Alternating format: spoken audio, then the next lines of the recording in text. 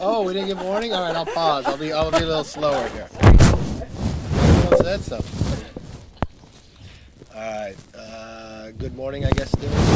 Oh, no, we're past noon. Good afternoon. 2 nights ago, I hosted a telephone town hall, something I do quite often with the constituents. I believe in this job, we all understand we are here to serve our community. And it's important to know exactly what's on their mind. I take an hour to talk with them, listen to their questions, and answer them.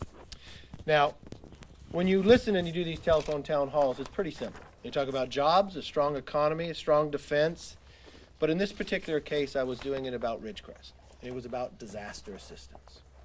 Just had multiple of earthquakes, some even of yesterday that we've been through. And they were looking to see where their government would be. There was a military base there too, see if we would be able to rebuild it. But when I answered questions about what was going on in the House for the last week, talked about an impeachment bill coming up, a contempt, and anything else that this new socialist Democrat majority wanted to do to go after this administration. What's interesting is I didn't turn to the Republicans to see if a question, I actually found a question that I agreed with that came from a chief of staff from a Democratic member that challenged anyone to name one thing that the Democrats have done to help the voters around the issues around the kitchen table of even that telephone town hall that night. And I agree with him. There's not one that I've found. I've watched just in the last week, they've taken a national defense authorization bill that for the last 58 years had been bipartisan. In the Senate, 86 votes, still bipartisan. And they changed the history of this body and made it partisan. I watched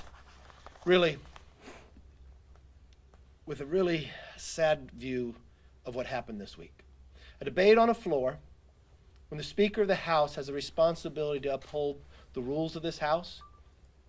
She broke the rules, but she felt the responsibility that she held above all of it.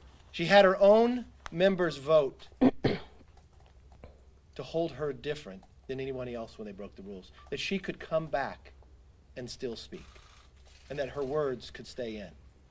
So we learned in a body that we believe in the rule of law, that it's equal, that it's not equal.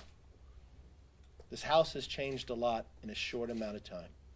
But also the Democratic Party has changed a great deal and become a socialist Democratic Party. The taxpayer funding of campaigns, the guaranteed government income for those who don't want to work but are able to work, to try to provide them an income, and making it illegal to have private health insurance, taking away from 180 million Americans. We can do better. We should be doing more.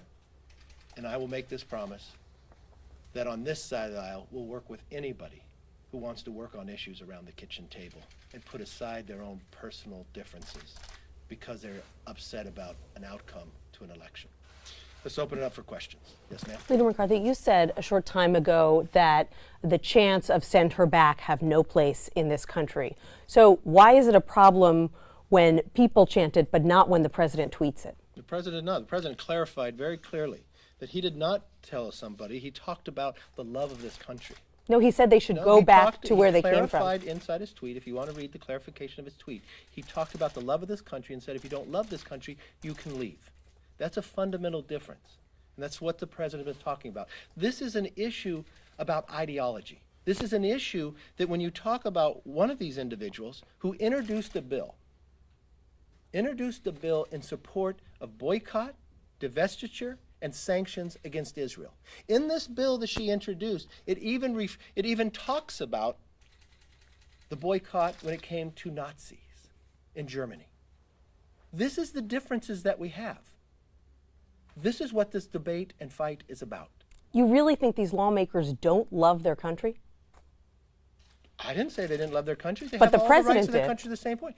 The president did not name the individual. He said, if you do not like this country, you can leave. But the president talked about building on this economy, making it stronger. There's a clear difference in this. And you watched, I didn't get to see the rally, but I saw a clip. The president didn't join in any chant like that. And if you're going to claim the president having a battle over a socialist issue and the socialist Democrats, that's one that he has taken up even in the State of the Union. He promised that this country will never have socialism here, and that's why he's fighting so hard. And I think it's really wrong that you would even challenge this president when you look at the First Lady is foreign-born as well. So I think the question is out of base. Yes? Speaker McCarthy, last night as we were hearing these chants, the president just stood there. He didn't intervene. The president moved He on with his paused. speech. But if there is no place for these president chants, as you said, does the president have a responsibility to cut this out? For those who were at the event, and I was not, and I didn't see it, but I did talk to somebody there, he said it was a small group off to the side. What the president did, the president did not join in, the president moved on.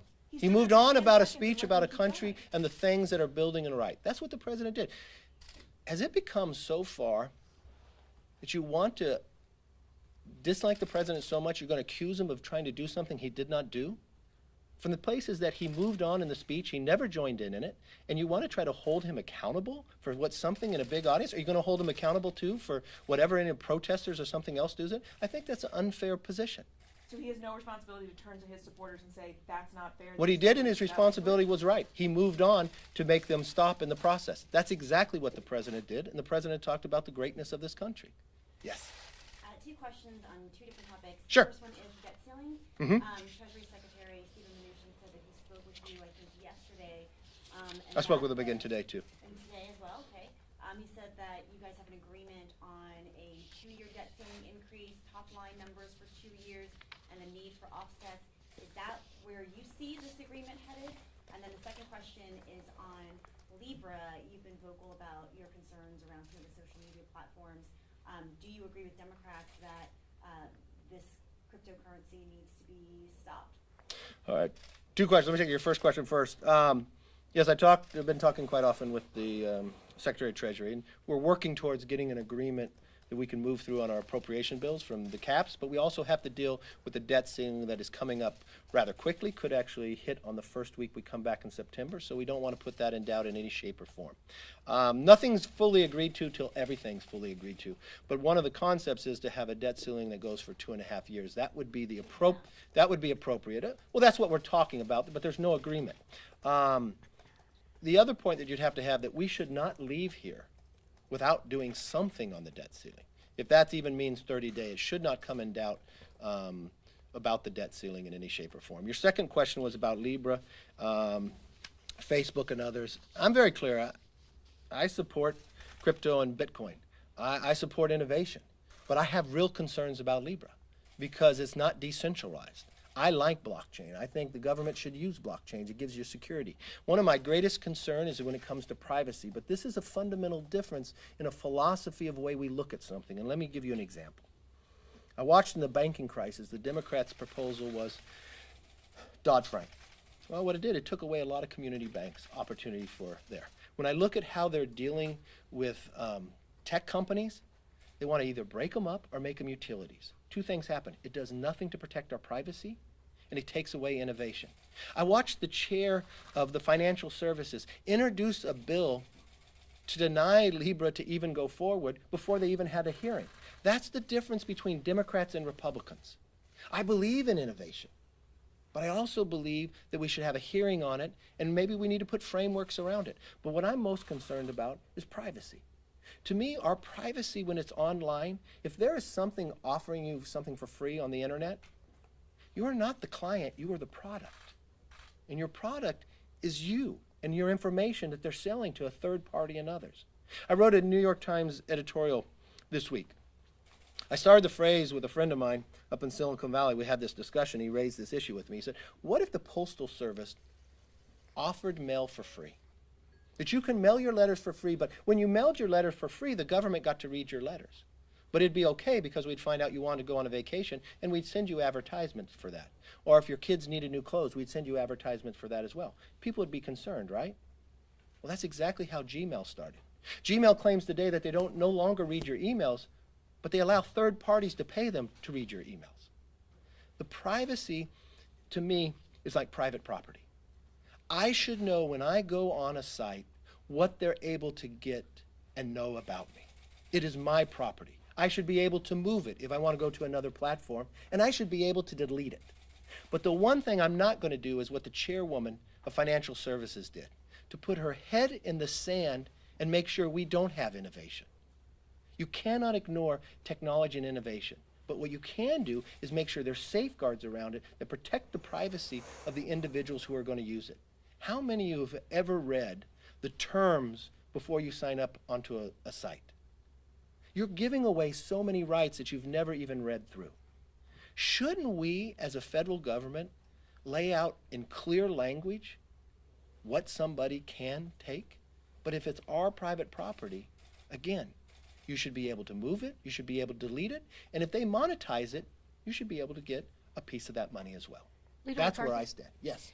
Could you speak to the concerns you may have about what can happen when at a rally like we saw for the president last night, if a group of supporters begins a chant, and if that becomes sort of the catchphrase of his new campaign, much like Lock Her Up was in 2016, what concerns or dangers do you think there could be of setting a tone among Republican voters that is viewed by many people as racist, or even potentially putting some harm or potential harm to these four congresswomen if people misuse that sentiment?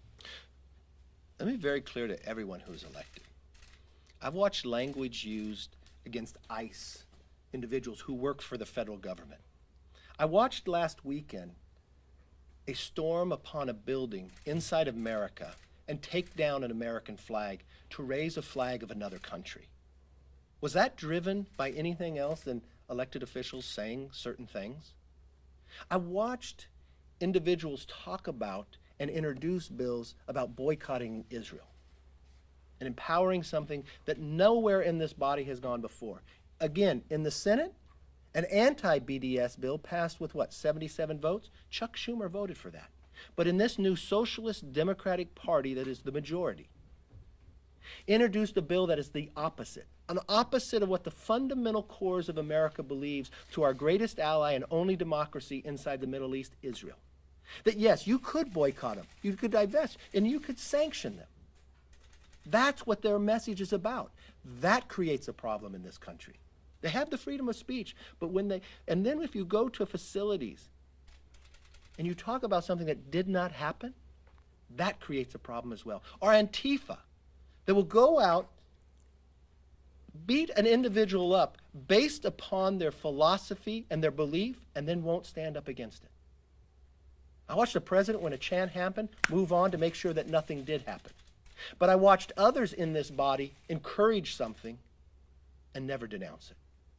That's the difference. And that's when you think about the ideology, philosophy of what we have here, it's really just in the House. It is this new movement in this Socialist Democratic Party. They have overtaken their party. More than half of them have signed on to deny 180 million Americans their right to health care that they currently have.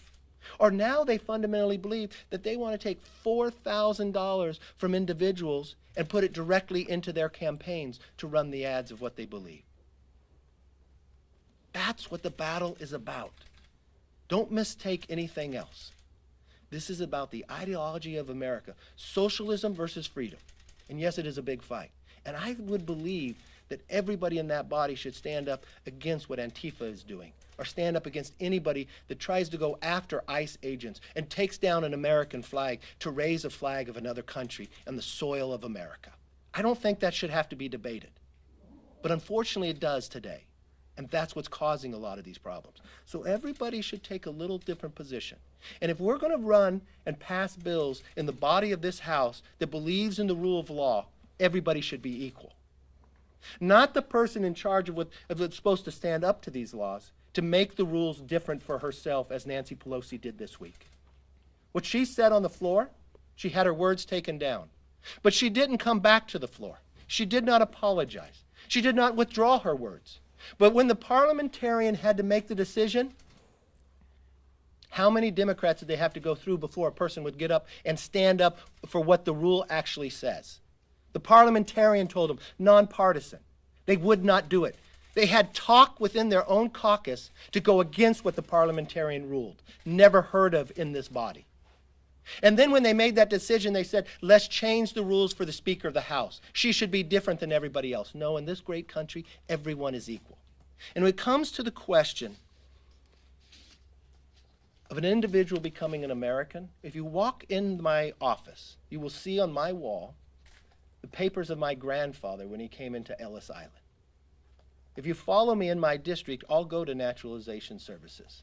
When they give me an opportunity to talk, and individuals raise that hand, you know what I tell them? At this moment, George Washington became your founding father. Abraham Lincoln was your liberator. Martin Luther King spoke of your dreams, and the flag that flies on the moon is your flag. You have as much freedom and rights as I do, but you also have the same responsibility. And in that responsibility is about a country that is exceptional, that everyone is created equal. And when I watched this last week, a transformation of this house, that people are not held to the same account as others, when I watched a bill get introduced that talked about BDS against Israel, the complete opposite of where both parties have ever been, that's a clear sign that there is no longer a Democratic Party in the House of Representatives. It's only on the Senate side.